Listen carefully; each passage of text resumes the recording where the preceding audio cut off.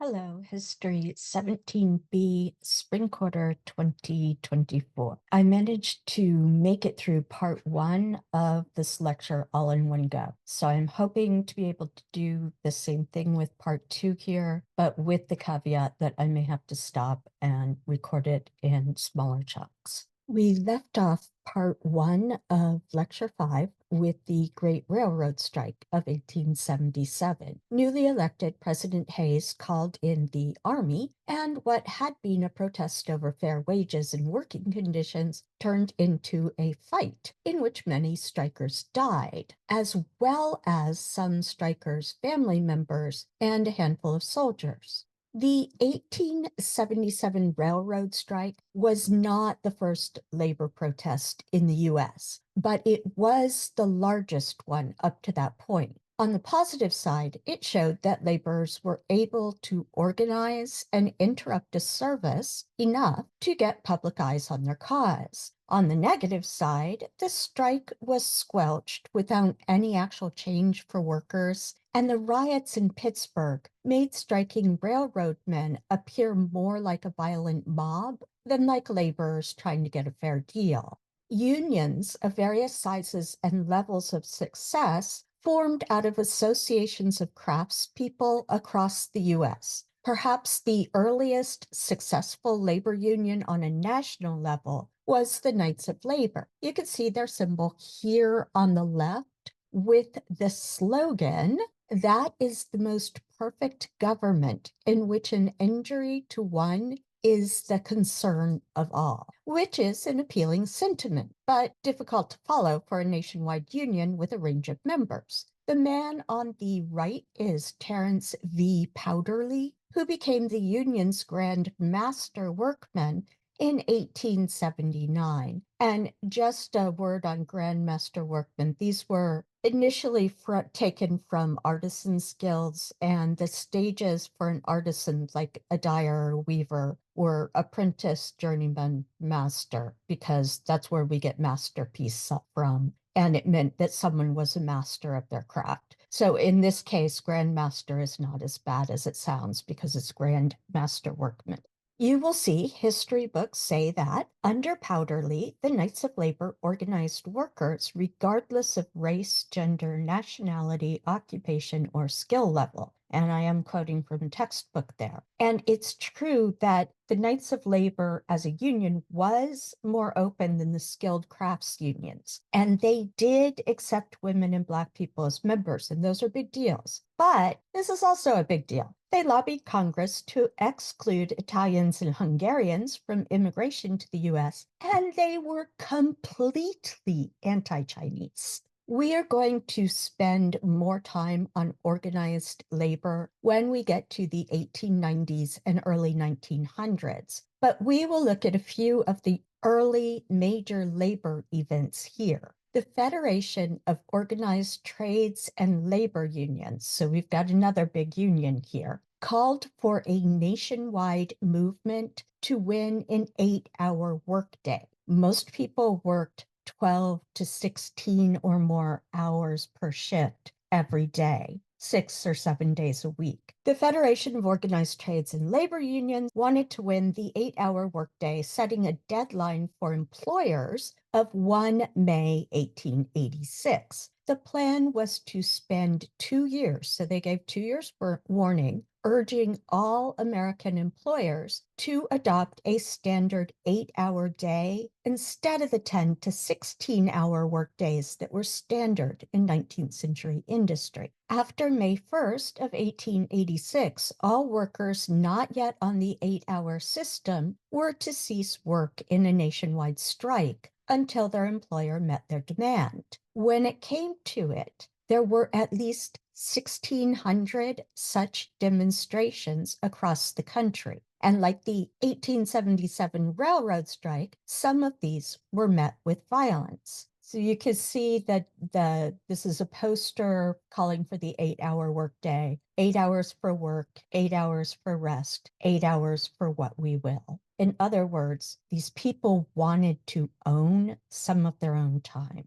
In Milwaukee, workers had formed groups such as the Central Labor Union, led by a socialist Paul Grotkow, and Catholic Church's Knights of Labor, led by Robert Schilling. On May 1st, these unions, having not won an 8-hour workday, organized a parade of striking workers in Milwaukee. The Wisconsin governor put the state militia at the ready, but he did not deploy them at this point. The march drew somewhere around 25,000 spectators, but members of the Milwaukee Knights of Labor felt that not enough workers had joined in. After some speeches, 800 of the union members started another march, but this time they went from factory to factory, encouraging other workers to join them, which is going to lead to this massacre at Bayview, it's called in Wisconsin. And I put this because this particular mill had a number of names. It was Milwaukee Iron Company Rolling Mill, Bayview Rolling Mill, North Chicago Rolling Mill, United States Steel, all names for the same place. As the union members went from factory to factory to try to get support from workers there, in some cases, foremen and supervisors tried to disperse the marchers using high-pressure hoses. But this seems to have goaded their own workers into joining the marchers rather than encouraging everyone to stay at or go back to work.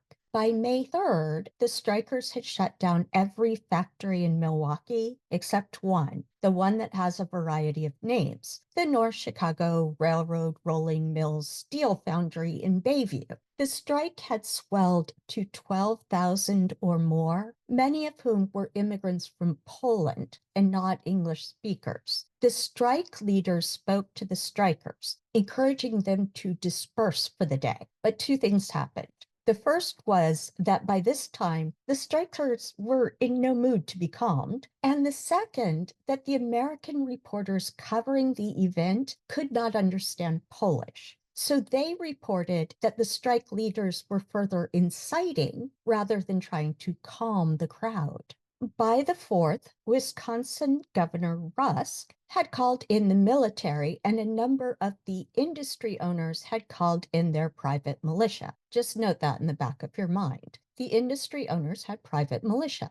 The Bayview strikers were still protesting at the one open mill. Strike leaders asked to set up negotiations for an 8-hour workday with the owners, who were actually in Chicago. The owners don't go near their own factories at all, if they can help it. The owners came back to the request for negotiations with a hard no. Governor Rusk gave instructions to the militias, including saying, if the strikers try to enter the mill, shoot to kill. The confrontation ended as you might expect after hearing about the 1877 railroad strike. The militia fired on the strikers, 7 died on the spot, 8 were critically wounded, and 2 more bodies were found when the cleanup started.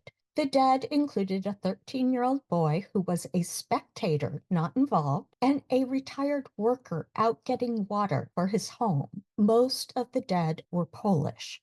The striking workers, minus the dead ones, of course, returned to working 10-hour days. On May 9th, the Milwaukee Journal reported that the Edward P. Alice Mill was firing its Polish workers and replacing them with other nationalities because the Polish people were supposedly too radical. Other companies followed suit for the same reason, and for a time, Polish immigrants could not find work in Milwaukee. National coverage in newspapers only deepened the association of labor activism, especially that involving immigrants from Eastern Europe, with radical violence. And I'm just going to point out we are now in 1886. The Great Railroad Strike was 1877. So we've got close to a decade here of labor action going on. The Bayview Massacre was actually overshadowed in the national press and in historical memory by events in Chicago. You may remember that the unions called for a national strike on May 1st, 1886, to try to get an 8-hour workday. That was the beginning of events in Wisconsin, and at the same time, it was the beginning of events in Chicago. On May 1st, married couple Albert and Lucy Parsons, whom you're looking at there, influential labor and anarchist thinkers, led a group of 80,000 on a march through Chicago, demanding the 8-hour workday. The march on the 1st was without incident. However, you knew there was a however coming, right? 2 days later, protesters gathered outside the McCormick Reaper Works in Haymarket. It's not clear where the violence started, but it ended when police beat workers and shot 2 men, killing them. Albert Speece, editor of a local working-class newspaper, called for a gathering on Haymarket Square the following night. I have enlarged the half of the broadside calling for the meeting in English so that you can read the fine print. Mass meeting tonight at 7:30, Haymarket, Randolph Street, la la la. Good speakers will be present to denounce the latest atrocious act of the police, the shooting of our fellow workmen yesterday afternoon. Working men, arm yourselves and appear in full force. And it says the same thing down here, just in German. The gathering did not actually attract as many people as the earlier marches, but as people were beginning to leave Haymarket, a bomb exploded, killing 7 policemen and 4 civilians and setting off violent fights. It was not and still is not clear who actually set off the bomb, but you can see the way that it appeared in the press on the slide here, and 8 anarchists, including Speece and Parsons, were arrested and tried on conspiracy to commit murder. The Haymarket 8 were tried both in legal court and in the popular press. Despite the fact that no actual evidence was found linking any of the men arrested to the bomb, they were all convicted and sentenced to death. 4 of the accused men were hanged, including Speece and Parsons. 1 committed suicide, and the remaining 3 were imprisoned until they were pardoned by the then governor of Illinois in the 1890s. Even at the time of the conviction, there was sufficient doubt about the guilt of the men who were tried. Nevertheless, the so-called Haymarket massacre or riot or incident worked to cast labor activism, especially that involving European immigrants, as inevitably violent. Most Americans did not distinguish communist, anarchist, or socialist. They just all seemed radical, scary, and dangerous. If you look at the newspaper articles that I've put all or parts of up here, you will see that this one says that Lucy Parsons tried to visit her husband and was refused the ability to visit him before he was hanged and say goodbye. And you might read it carefully and look at the way that the newspaper presents her.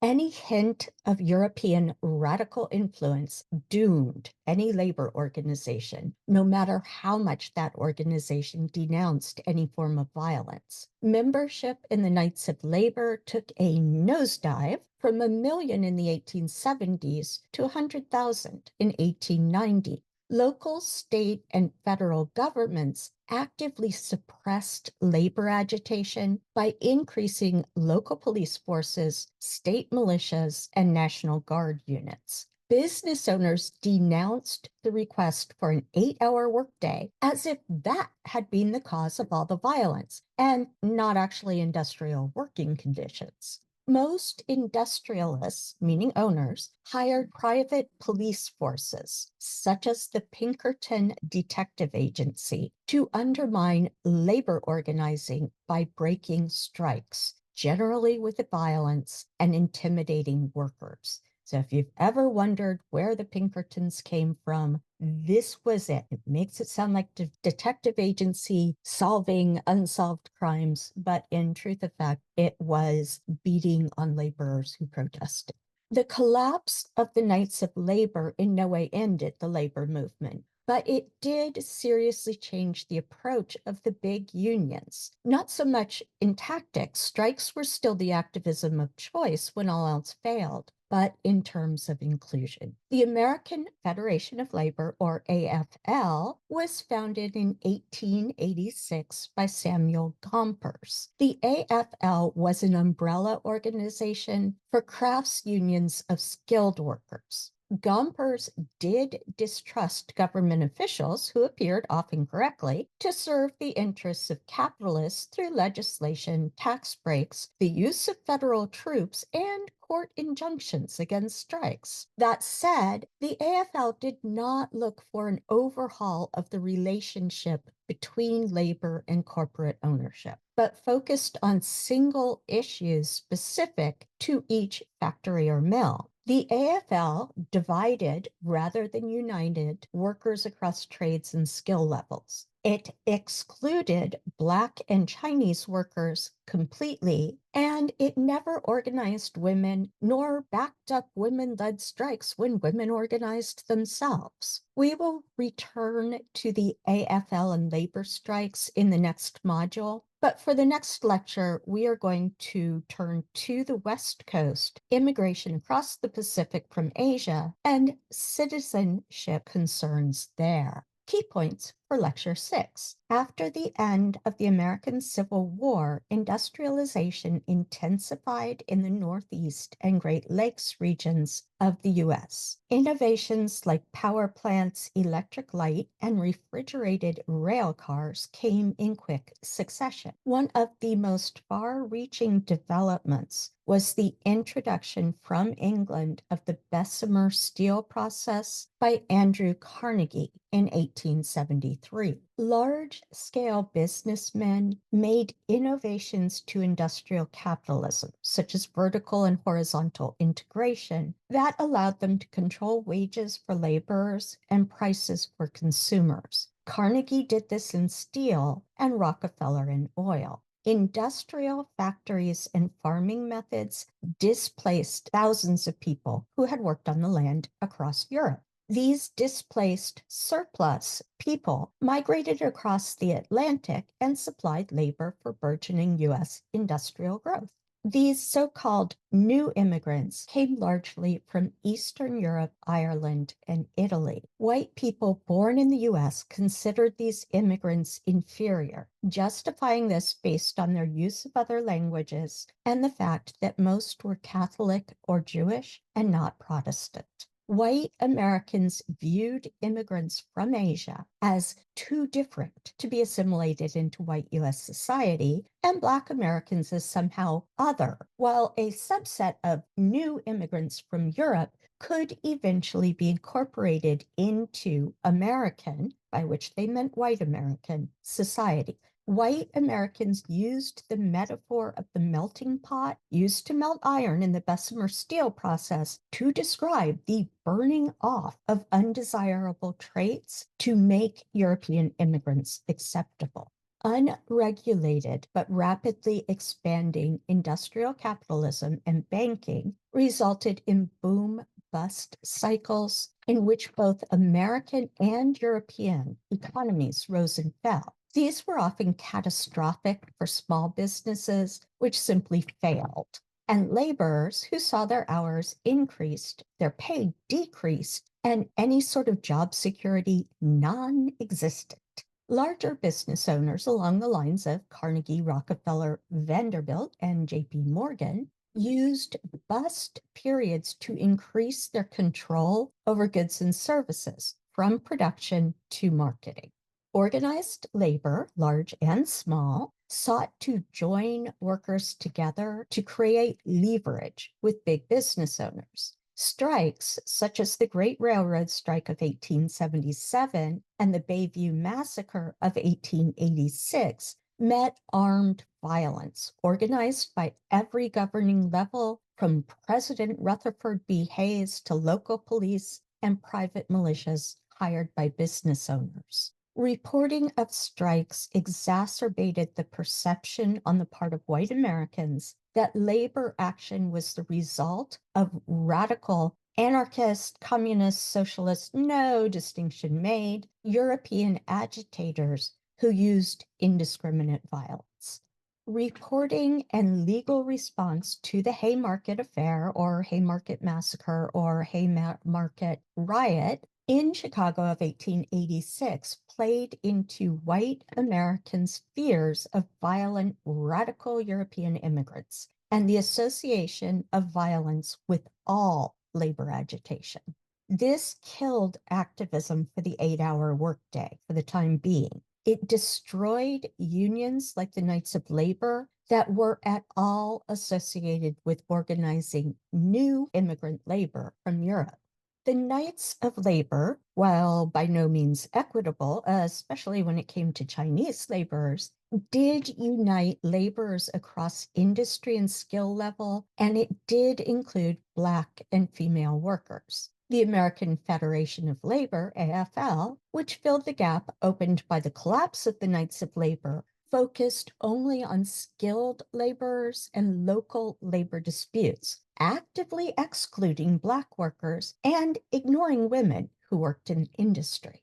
I said at the beginning of lecture 5 and in talking to a couple of people that I would discuss the introduction of the Bessemer process in steel production and corsetry designs. The remainder of the coda does involve a discussion of underwear. Before I start with any discussion of corsets, I want to get one thing out of the way. There were only 2 occasions for tight lacing or using the corset to compress the waist to an extreme amount. The first was high prestige social events for the wealthy or wealthy aspiring. The second was sex work. Tight lacing images like the ones here were sexual fetish images. Women outside of high society and sex work did not tight lace. You may also be able to tell that these images are not reality for the women shown. In an early version of Photoshop, the photo has been doctored with black ink to increase the negative space around the waist. This is especially obvious in the image with the woman's back to us. The best analogy I could think of to the idea that ordinary women tight lace is to imagine that I showed up to teach in these outfits. It's nonsensical, it's odd, and both of those are highly gendered and linked to ideas of women and sex and objectification. This that you're looking at is 21st century tight lacing. But we are going to jump way back, now that I've got that out of my system, way back in time, and actually take a look at the general path that led to corsets in Western fashion as a garment rather than as a fetish. If we go all the way back to the Renaissance in Europe, so that would be 1400s, 1500s, buttons were only used as decoration, not as clothes fastening, and zippers were simply not a thing. Clothing for both men and women was held on by a combination of ties and straight pins. You can see in these 2 images how the sleeves are tied on with part of the undergarment, the white bit there, showing between. This was true of the parts of the clothing over the torso. 1 or 2 body pieces or bodies would be laced together. So you can see here. This is incidentally where we get the word bodice from the bodies laced together. For working class women, the bodies would only be laced tightly enough to stay on and give support to the bosom. You can see this idea carrying through in European folk costumes now. The left is Germany, the right is Italy. The nice thing about bodies that laced up the front was that you could fasten them yourself, as you see here. And you can see that they're not tightly laced together. If you were wealthy, you probably had someone to assist you in dressing, and then your bodies could lace up the back.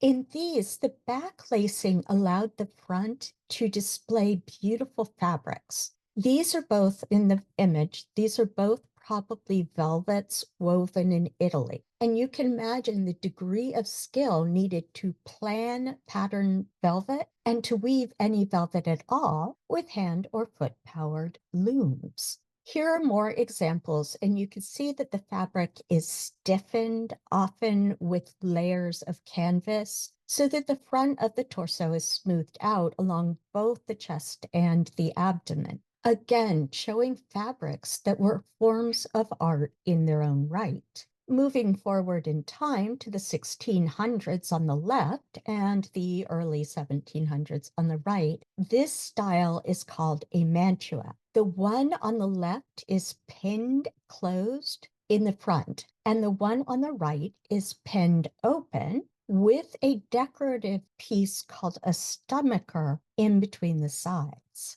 When I say that the stomacher and robe were pinned on, I mean that quite literally, pinned with straight pins. These are from an archaeological site. Now, you don't want to pin these directly into your skin for what I hope are obvious reasons. So bodies evolved into stays, initially a sort of hybrid outerwear, underwear sort of garment. You can imagine that between pins coming in from the outside and sweaty bodies on the inside, even with the chemise, which is that white layer worn between stays and skin, not many stays from the 1600s survive. This particular pair is from the 1670s, and they live in the Victoria and Albert Museum in London, although they were originally made in the Netherlands. Now, these are definitely meant to shape the body, and they are definitely upper class. Note that the ideal woman's body was not an hourglass, but more like a cone, like an ice cream cone. You can see that the stays are still stiffened by layers of fabric and lots of stitching, but you can also see that the stitching forms lots of narrow channels with material inside. I will also draw your attention to the fact that the shaping comes from the angle of arrangement of channels, but each channel is straight. At this point, the material in the channels was called whalebone, and the channels with stiffener were called boning. But the whalebone wasn't actually bone, but basically hard cartilage like your outer ear. This is a baleen whale, and the fringy cartilaginous stuff in the mouth is called baleen, and it acts for the whale like a filter in feeding. Takes water into the mouth, filters out the water, keeping the food inside. When the whale is killed and the baleen removed, it looks like what you see on the right.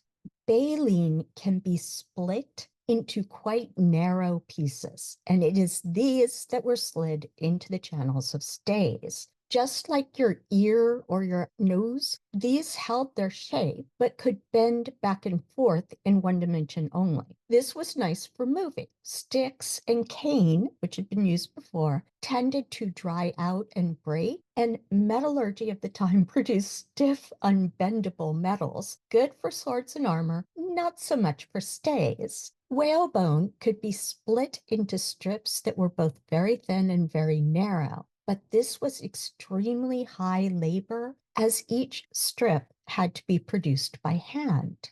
We've moved forward in time to the 1700s, but these are still both stays with so-called whalebone.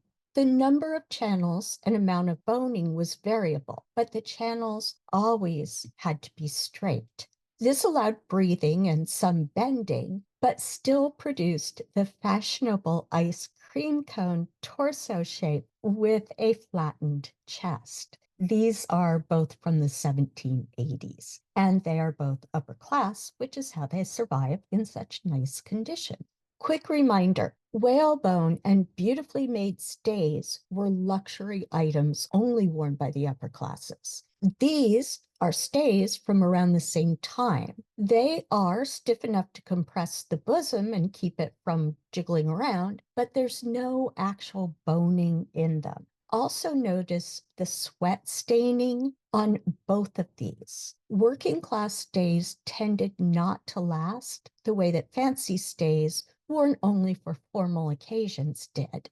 But for the wealthy, stays could be works of art, like this one here. And the picture on the right shows the full set of undergarments for a woman with money. I'm going to say that again, only for a woman with money to dress fashionably. When covered with a stomacher petticoat, which is the underskirt, and robe, the whole ensemble would look something like this. And this would all be pinned. The robe and the stomacher would be pinned into the stays. I'm going to skip over a bunch of years here and just pause briefly on the empire or empire, if you prefer, style at the beginning of the 1800s, named for the political situation in France. There are actually only a few pieces of boning in this corset on the left, and many corsets from the era don't even have that. And unlike earlier stays, the point here was to lift the bosom rather than squash it.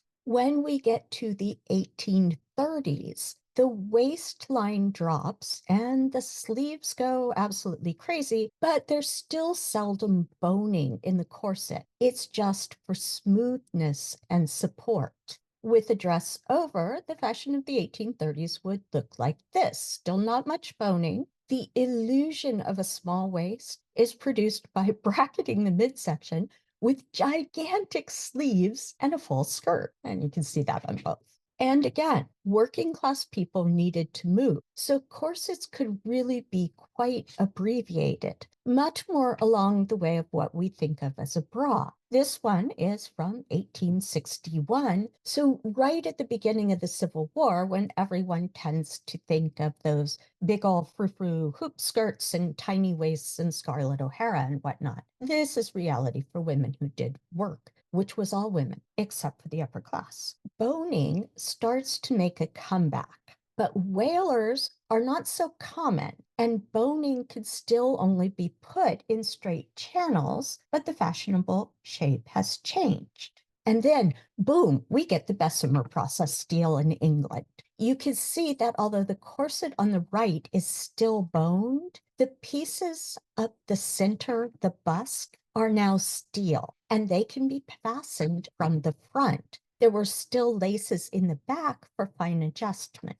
The busk in the front is bendable, only front to back, but then, in the time period at the start of our class, the age of invention when Bessemer steel had been around for a bit, inventors got busy. Spiral steel bends not only front to back, but side to side. It can be made in a continuous length and then cut. The little protective tips are easy to attach to the cut ends with pliers. The boning could be made in various widths as well as lengths. The heyday of corsetry had arrived. Designers could get inventive, and with mass manufacturing, society could start to require different corsets for different occasions. Now, notice I'm saying society, not day-to-day life. These examples are all from the 1870s. This one would allow for things like tennis and horseback riding and yachting. This is an especially fancy one that was made for the occasion of the woman's marriage, but then worn afterwards. That brings us to around 1880. If you saw this garment from the side, it has a bustle on the back, that big old collection of fabric over the rear end. But that doesn't concern us here. What you can see is that hourglass shape helped along and supported with Bessemer processed steel. I'm juxtaposing two ends of this evolution without all the intervening styles. These are about 100 years apart. On the left is the 1770s and is supported by whalebone stays. The supports for the skirt are made of shaped cane, too brittle to be used for the mobile torso. The one on the right is from the 1880s. Not only does the corset have steel bones, but so does the bodice over it. And the skirt support in the back is also made of strips of steel and probably a little bit down here as well to display the fabric. You can also tell that fabrics and trims could be mass produced. The Victorians put them everywhere: lampshades, curtains, and garments. So Bessemer's process and Carnegie's steel is one of the ways in which we go from this on the left to this on the right. But stay tuned. I'm actually going to spend a bit longer on our background than usual because this piece brings together so many of the themes that I'm developing with Lecture 6 material and going forward. The sorts of themes that are reshaping the United States at that time. You are looking at a detail of a corset made by the American Royal Worcester Corset Company in 1876. Of course, the royal there suggests a link to Europe and aristocracy where no link exists. It was tacked on to the name of the company in 1901 for advertising purposes. So we have "The sun never sets on Royal Worcester corsets." And this is a reference to the expression, "the sun never sets on the British Empire." Royal Worcester, Chicago, Illinois, and Worcester, Massachusetts, which is where it started, the princess hip assures correct fit to gowns. And again, notice the reference to royalty aristocracy. And you can also see Bessemer processed steel in the busk down the front. Initially named the Worcester Skirt Company, the company was founded in 1861, the first year of the Civil War, in Worcester, Massachusetts, hence Worcester in the name. The company first specialized in making cage crinolines to support the full skirts that were in vogue through the American Civil War. Cage crinolines were also dependent on the Bessemer process for their existence. A note of caution here. The US was following European fashions in these years. The US was not setting the fashions. In 1872, the company shifted directions a bit and was renamed the Worcester Corset Company. The images here are from a bit later, but the workforce at the company stayed basically the same. And what you can see is that most of the workforce is women, and you can see that here as well. Do not kid yourself that they are not doing work, and skilled work at that. The fact that the hegemonic image of women involved sitting around doing dainty stitching has been used to trivialize both women workers and the work that they do. After all, it's just women's work, right? Middle-class women were also important in the new industrial world because they were pushed into the role of consumers. You can't have capitalism without saleable goods and people to buy them, and you need them to buy more than the necessities of life. What you are looking at here are more industries that came into being as industrialism went with growing consumerism. The building on the right in the street scene is the John C. McInnes department store. Department stores where you could find an absolutely dizzying number and range of goods were a brand new concept. Paper was an industry. Magazines were an industry. Advertising was becoming an industry of its own, and the spreading railway industries carried both advertisements and products around the expanding United States. One last note on this before we move on. Women's consumption was absolutely necessary for the expansion of the US economy and everything that came with it. But once again, women as consumers are trivialized. Silly little vain creatures wanting corsets. In 1901, the name of the company was changed to the Royal Worcester Corset Company. The Royal was to enhance both advertising and to make the company seem more prestigious. It tells you something about the shift in ideas about government and foreign affairs, that royal would now seem appealing as opposed to alarming. We will look at the World's Fairs and expositions in a later module, but for now, I will just point out that the Royal Worcester corsetry was displayed at the Columbian Exposition in Chicago in 1893 as an example of technological progress. Here I am juxtaposing the factory at the height of its success with what the factory looks like now. We will be seeing the changes that take place from a bastion of American growth to a not quite derelict, but almost there, building later in the course. The postcard on the upper right could be mailed by a sales representative to potential wholesale buyers in other regions. Think about the different meanings that you might draw as an historian from the choice of this image on the right with its majority female workforce on full display as an advertising strategy. And finally, a view of the full corset that served as our backdrop. Marketed as the Bonton, this corset was awarded the bronze medal at the Centennial Exposition. This is very much a high-end corset, but also notice the signs of wear over the channels where the thread is worn thin, and also in places on the fabric. You might recognize the design of oak leaves and acorns from the Indian head penny we looked at in an earlier lecture. The other design, wheat ears, symbolize well-being and prosperity. The websites that I used for the images are in the lower text box, and you can appreciate the Bessemer steel busk running down the middle.